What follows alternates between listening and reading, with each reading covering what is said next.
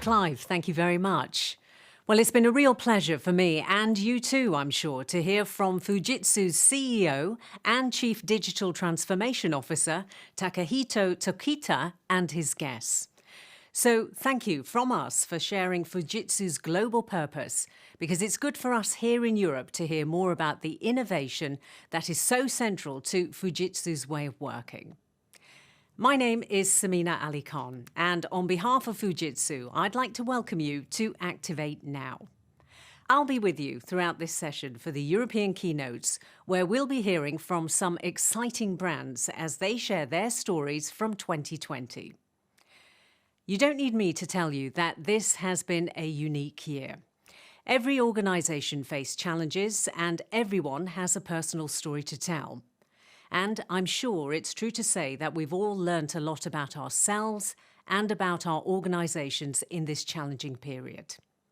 It's meant that radical decisions have had to be made, and fast, and these are certainly worrying times for many.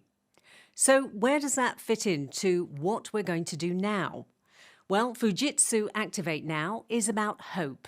It's about confidence, it's about leadership and credible action. Together, our aim is to help you move forward the way we all now have to, because quite frankly, there is no going back.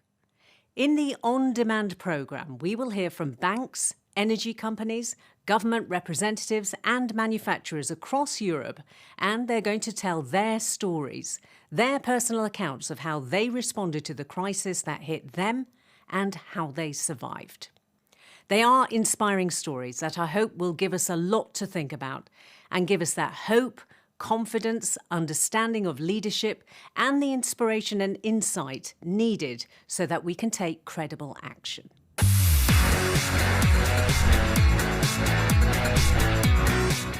So, to get this started, we have two guests. Phil Scully, who's the Group CIO of Costa Coffee, and Paul Patterson, who's Fujitsu's Head of Northern and Western Europe.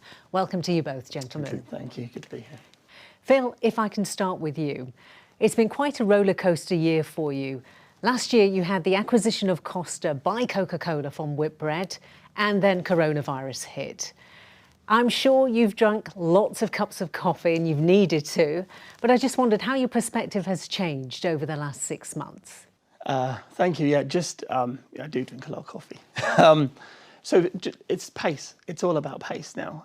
The amount of change, the amount of times you have to adapt literally on a daily basis to changing circumstances for the business, changing circumstances for consumers and changing behaviours from consumers' point of view means your technology's got to adapt at pace. And that's what we found. The separation from Whitbread was done at pace, supported by Coca Cola and by Fujitsu. And if we hadn't done that, we had a week spare. So we had literally had a week between separation and going into full lockdown. And we haven't really exited full lockdown. So all of our systems became super critical on the 16th of March when we trialled working from home across our business for the first time. And then we went into full national lockdown on the 23rd of March. And since then, it's just been continual evolution and change. Well, we'll talk more about that change and what you had to do. But I just want to bring Paul in at this stage. Paul, Fujitsu Technology has been critical in keeping some of Europe's largest organisations running at this time.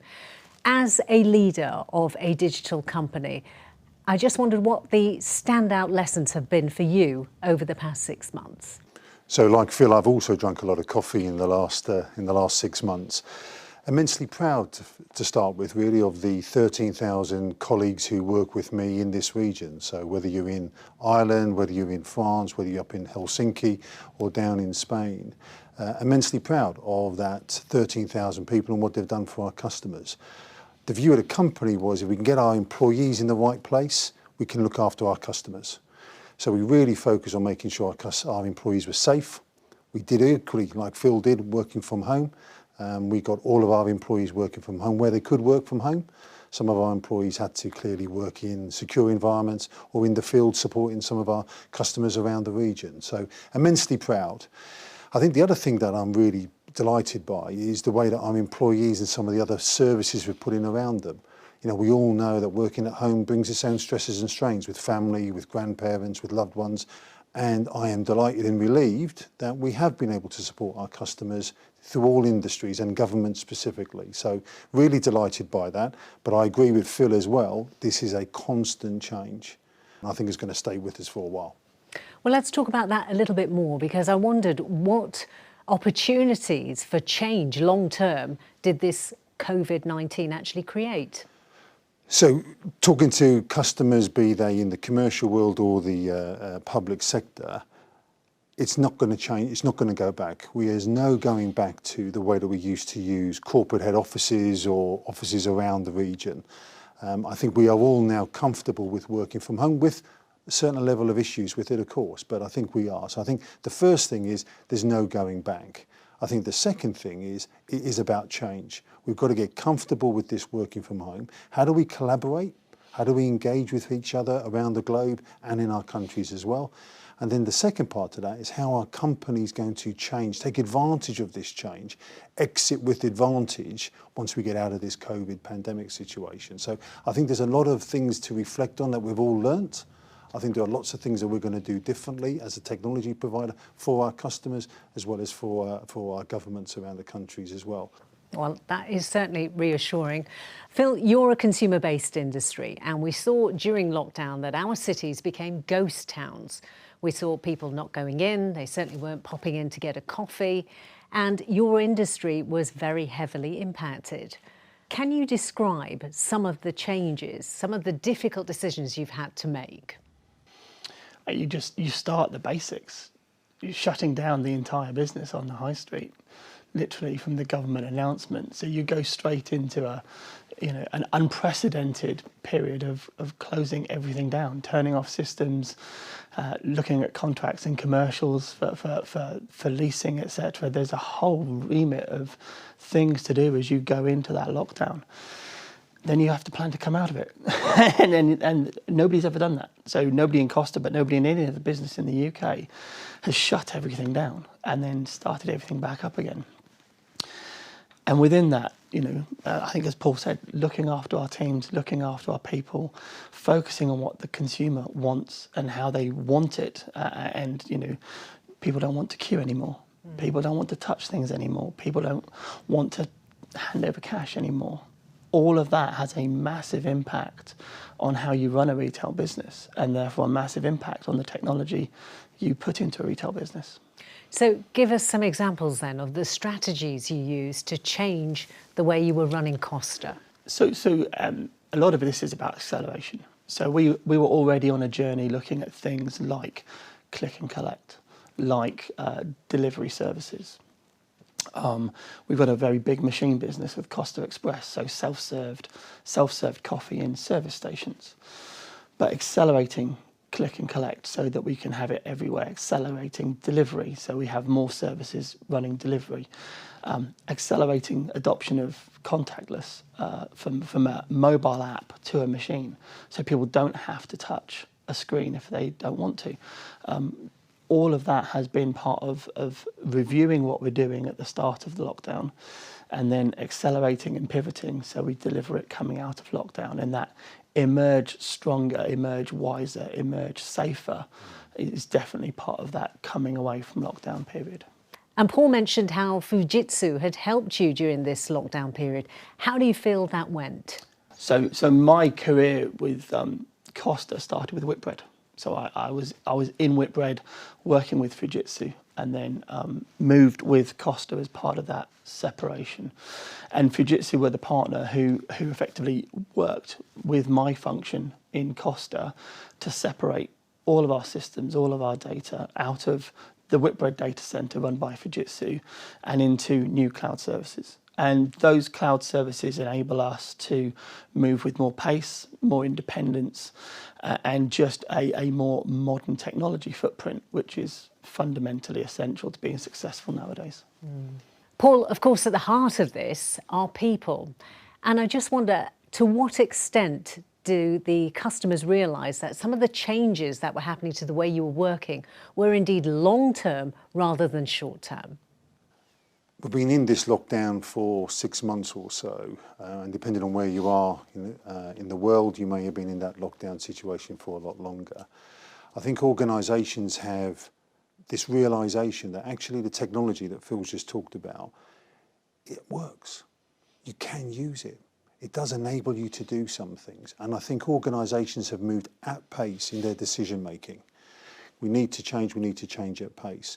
So I think organisations in retail, in hospitality, even in government, we've seen how citizens have demanded access to a number of government services and they needed them yesterday, not in 6 months' time. So I think the organisations in industry have realised it works. You can get there at pace. However, with that pace, there might be some compromises. We need to make sure that we are secure, that customers can trust, that customers can trust the Costa brand.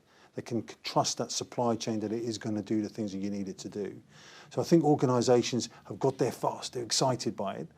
Now let's just make sure it's going to scale for the future for me. Let's just make sure it's safe. Let's make sure it's trusting and make sure that happens. So I think customers have got into that mode now. And for us as a technology company, we're at the right at the heart of that as well.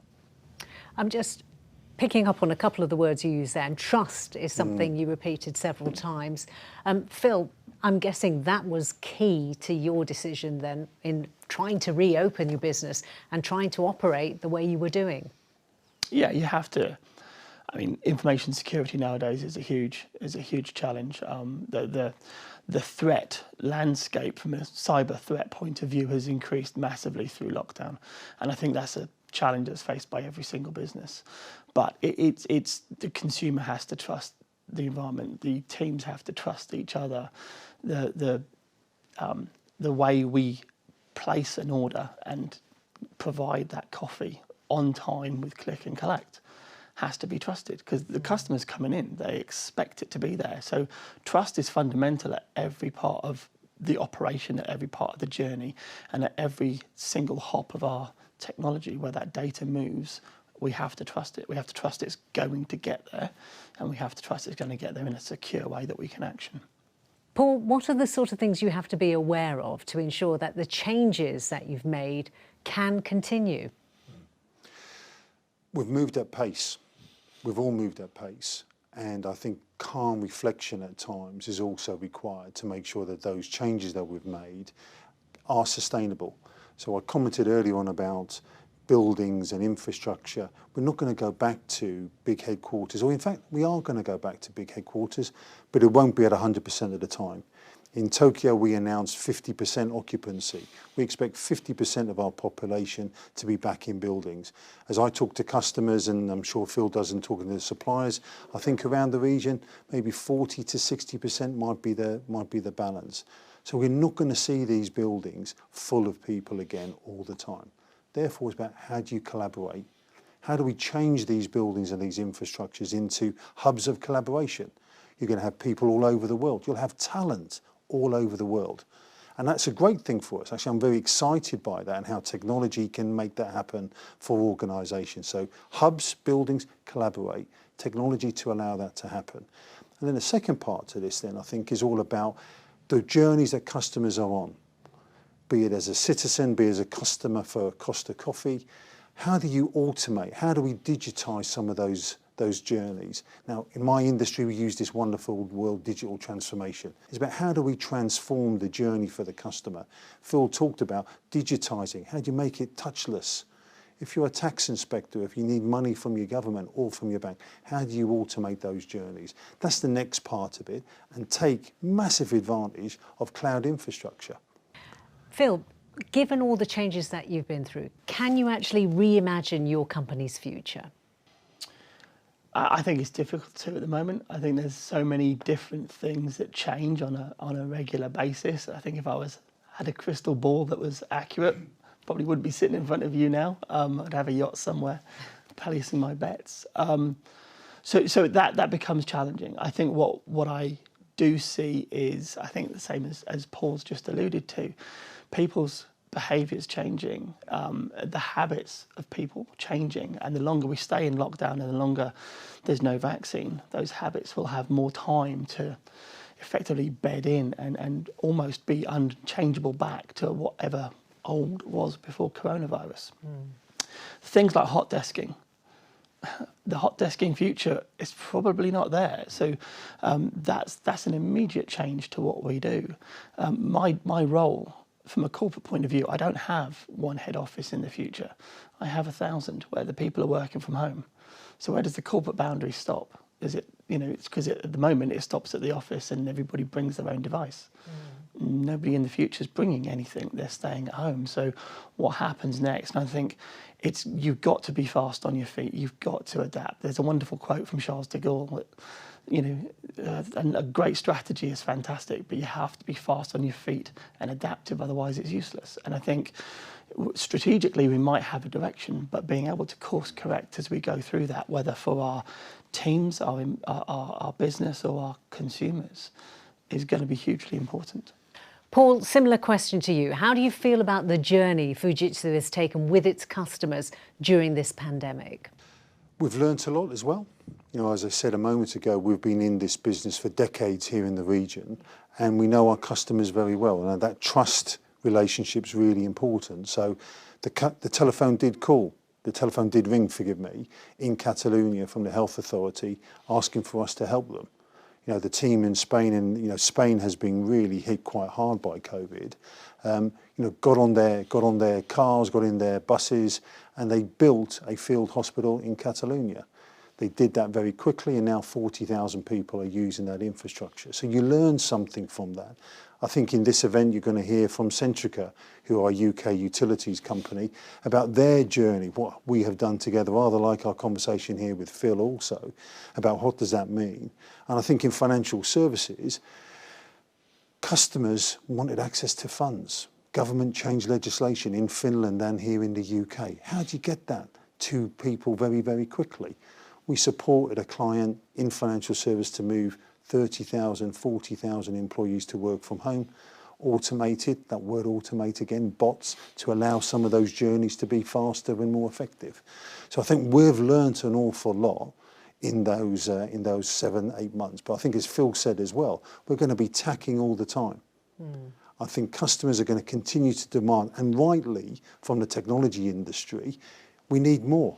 We need more flexibility. We need to trust those brands, as Phil said. Absolutely trust. We need to be secure in what we do. So I think there's lots of opportunity for us. But also I think these opportunities are about diversity and inclusion. These opportunities for more employment, because you've now got the globe. You can access people, certainly using technology, from around the UK or around Spain or around France. So I think it's very exciting as well, but we're going to have to exit with advantage. As I agree with Phil on that one as well. Yeah, it's nice to hear a note of optimism, though, in all of this as well. And Phil, I know we're not out of the woods yet. The change is continuing. I'm just wondering, given what you've already gone through, what advice you would give to other organisations that might perhaps help them? Control the controllables, I think, is a big one. There's things you can do and make a difference, and there's things that don't worry about it, because there's nothing you can do. Focus on the day at hand and the task at hand.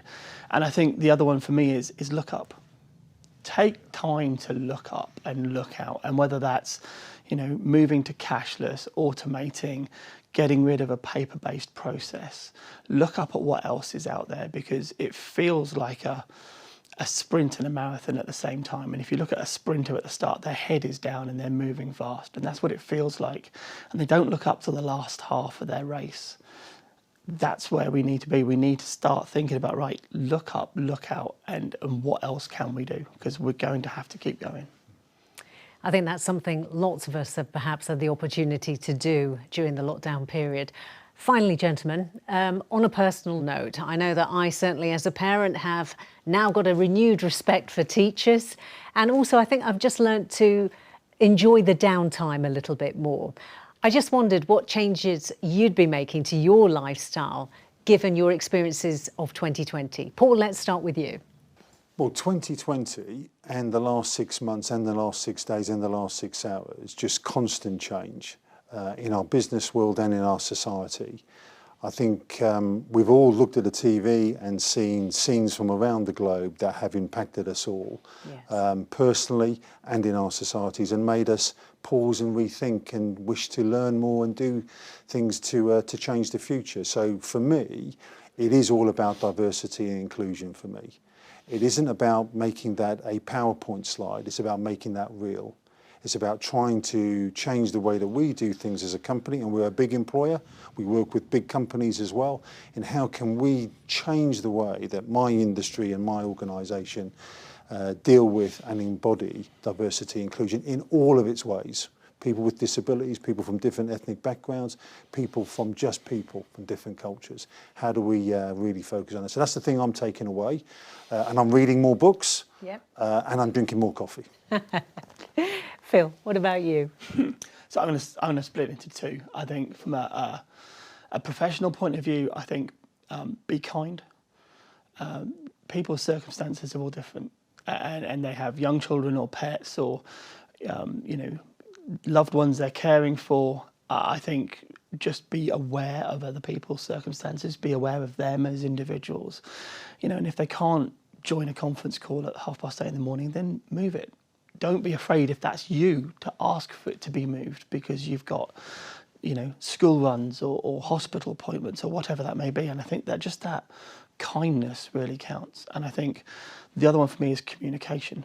So at a professional level, with your teams distributed, not a lot of personal team time, just make sure your communications are consistent, continuous, comprehensive, and you can't over communicate in this current situation.